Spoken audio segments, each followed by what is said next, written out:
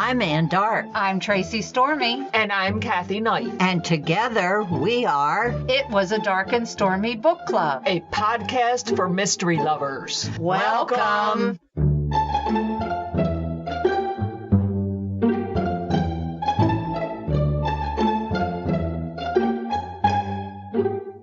If you enjoy our show, please consider contributing to the Dark and Stormy Patreon. By becoming a patron, you will help us create better and quality content. There are also benefits to becoming a patron, such as exclusive content and Dark and Stormy merchandise. Become a supporter at patreon.com/darkandstormybc. Check our website for the link. We appreciate any and all contributions. Thank you. Hi, and welcome to the 91st episode of It Was a Dark and Stormy Book Club podcast. How is everybody today? hanging in there, We're in the Christmas spirit. shopping and decorating And being very cold. We actually last night had our annual sleepover craft night and made some beautiful shadow boxes. We had a great time. when you consider we got 0 hours of sleep because we stayed up all night pasting and glittering And getting blisters from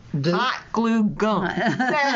Today's episode, we are going to have an interview with Rebecca Cantrell. Rebecca Cantrell has published 16 novels in over 10 different languages. Her novels have won the ITW Thriller, the Macavity, and the Bruce Alexander Awards. They have been nominated for the GoodReads Choice Award, the Barry, the RT Reviewer's Choice, and the APPY Award. Fluent in German, she received her high school diploma from the John F. Kennedy School in Berlin and studied at the Freie University in Berlin and the Georg August University in Göttingen before graduating from Carnegie Mellon University. She and her husband and son just moved back to Hawaii from Berlin. Rebecca quit her job, sold her house, and moved to Hawaii to write a novel because at age 7, she decided she would become a writer. She started with her Hannah Vogel mystery series set in Berlin in 1930s, and then she moved on to co-author The Order of the Sanguines trilogy with James Rollins, and her latest is a collaboration with Sean Black on her Malibu mystery series. The latest in the Malibu mystery series is F is for Fred, published earlier this year. When Sofia returns from vacation, she discovers that her pet seagull Fred has become her greatest enemy, the paparazzi. Her former agent has dressed him with a tiny camera and created a wildly successful YouTube channel using his footage. To ensure his loyalty, her agent has been bribing Fred with caviar, feeding into his addiction and stoking a fire within his tiny heart that can only be quenched by more caviar. So he starts hitting luxurious parties, and that's where it all goes south. Fred crashes a party for caviar, but ends up filming nefarious activities. When the disgruntled host uses bullets to defend his secrets, Sofia must find the bird before the host gets another chance to finish the job. Can Sofia lead this crew to Fred before it's too late? Welcome, Rebecca. Thank you for having me. We absolutely love the Hannah Vogel series. The 1930s and 40s are one of our favorite years for intrigue and mystery. Is that series completed? No, it is not completed. Good.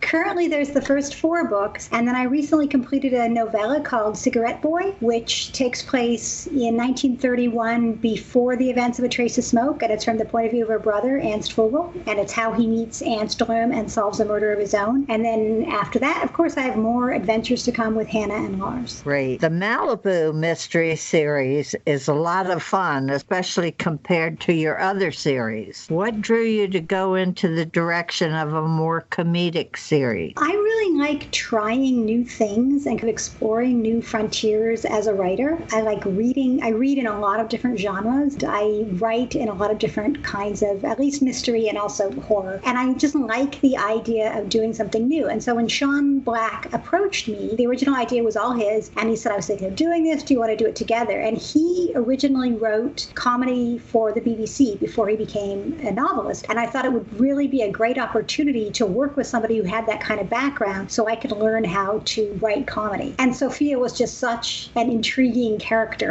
There's so many ridiculous and wonderful situations that she can get into in California that I thought it would just be a treat, a palate cleanser after my more serious books. Speaking of Sean Black, could you explain to our listeners how you collaborate with other authors to write a book? Sure. I mean, I think the process is different for every author you're collaborating with, because I think you have your process, they have their process, and then you have kind of the combined process of how you want to work together on a book. For Sean Black, what we do is we write an outline. We write every other book. So let's just start off by saying that. He'll write the outline for A, and then I will critique the outline and we'll talk about various pieces and things we want to put into it. And then he'll write the book for A, and then when he's done, he'll send it off to me and I will edit it and review it and critique it, and we'll talk about various points of it. And then for B, the process was reversed. So then for B, I wrote the outline and he critiqued the outline. Then I wrote the book and then he edited and critiqued the book. So what we're trying to do is have a consistent voice across the series, but also to have the ability, because I think especially with comedy, you want to just see where it goes in the moment. So you don't necessarily want to be wedded to the outline if something crazy comes up that you really want to put into the book. And you find all of that stuff out when you're in the scene itself. When that is going on, do you ever run into a situation where you say to each other, oh, I don't think that quite jives right? Oh, yeah, absolutely. I mean, sometimes we'll get stuck, or sometimes there was a scene in C is for Coochie Coo, which was Sean's book, that I thought was really tonally jarring for the rest of the series. And so I was like, I think you need to dial this back, and here's why. And he was like, you're right. It is more of a thriller scene, which is, something that he also writes, and less of a comedy scene. And so we kind of brought it back to its more comedic roots. And there have also been times where I've been stuck, and I'm like, I don't know why this is funny anymore. And then I'll send him something, and he'll be like, oh, what about this? This is funny. So we definitely do go back and forth on that. And for F is for Fred, he was very dubious that I could write a whole novel about the seagull.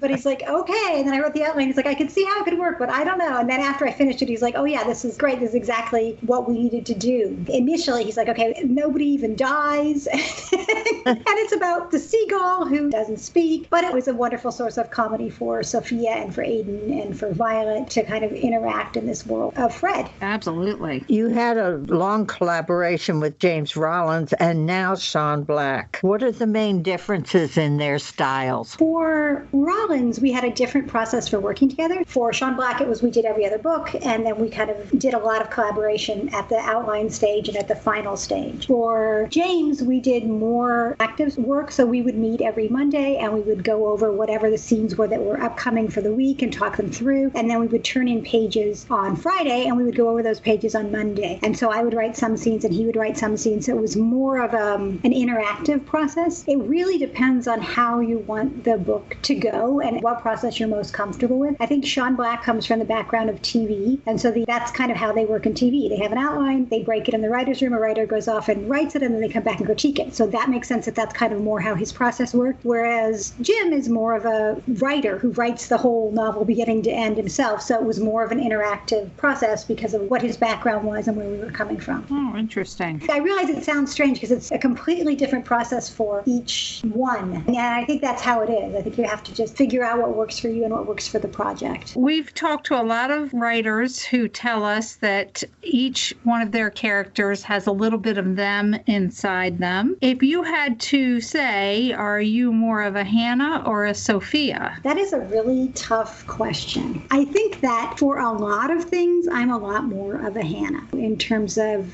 justice and worrying about things and trying to do the right thing, being more thoughtful. But I also have kind of a funnier side like Sophia, and I definitely have a little bit of a smart alecky personality that does mesh well with her. So I'm a little bit of both, but I would say I'm more Hannah than Sophia, and I wish I were more Sophia than Hannah. Sophia has more fun.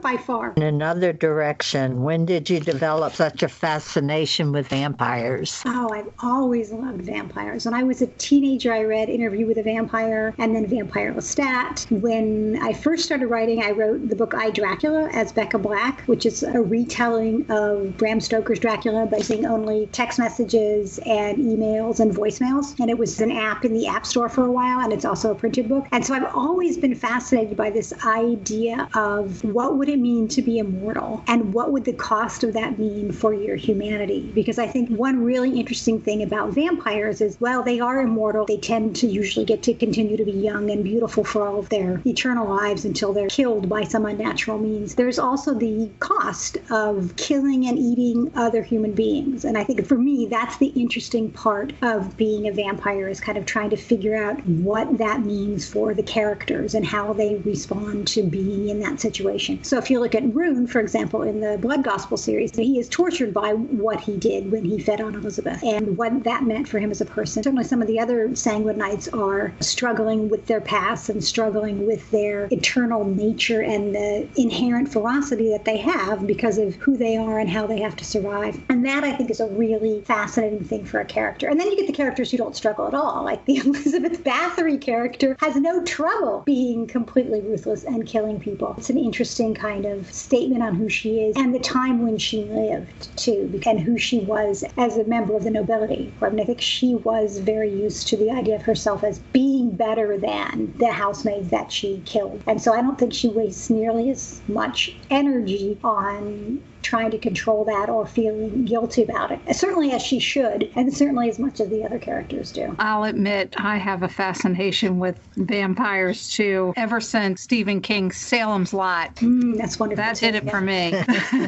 How do you think your years in Germany and in Hawaii have influenced your writing style? I think everything you do and everywhere you live affects what you do as a writer. And certainly that's the case for me. I lived in Germany in high school. When I lived there, the wall was up, which meant that we were in this kind of island. And on the other side of the island, World War II was still very visible. So if you went over to what was then East Berlin, you could see the gunshots in the buildings that had been put there by the Russians when they took Berlin. Some of the buildings had never been restored after the war. They were just standing there empty. Some of them had been knocked down because they were close to the wall. And you had this feeling of the past as presence. And that's something that I didn't get in Alaska, for example, right? Where there aren't a lot of really old buildings or historical events that are still standing right in front of you, at least not to that degree. And then I also had a host brother who was gay. And when I went to Dachau, they had the pink triangle on the wall there. And I realized I had known, I think, that they did send gay people to concentration camps. But at that moment, I was like 16, I realized that my host brother would have been sent to this concentration camp for being who he was, and he probably would have died there. And he was 16, the same as me. And that was just a really pivotal moment for me. And I think being able to be in that historical space affected everything I did, certainly with all the Hannah Fogel books. And then after I wrote some of them, I went back to Berlin and the wall was down. And a lot of those scenes in those books take place in what was central Berlin when Berlin was united. And now that Berlin is reunited, a lot of those places have been revitalized. So a lot of the buildings that Hannah sees and goes by are back again in a way they weren't when I lived there in the 80s. It was this weird moment of the past reasserting itself across time, which was fantastic. So that's kind of how Germany has affected me. And then for Hawaii, I think one of the things it said is just given me space and time. It's a calmer, slower paced place where you have time to think and time to really focus on writing. Both of those things were different. And then Hawaii has all the nature and the vibrancy of the ocean and the trees, and everything that's here was like super green and super blue and very vibrant with flowers, and everywhere you go, the landscape is eating whatever humanity tries to do. And I think that's another interesting thing as a writer, to realize,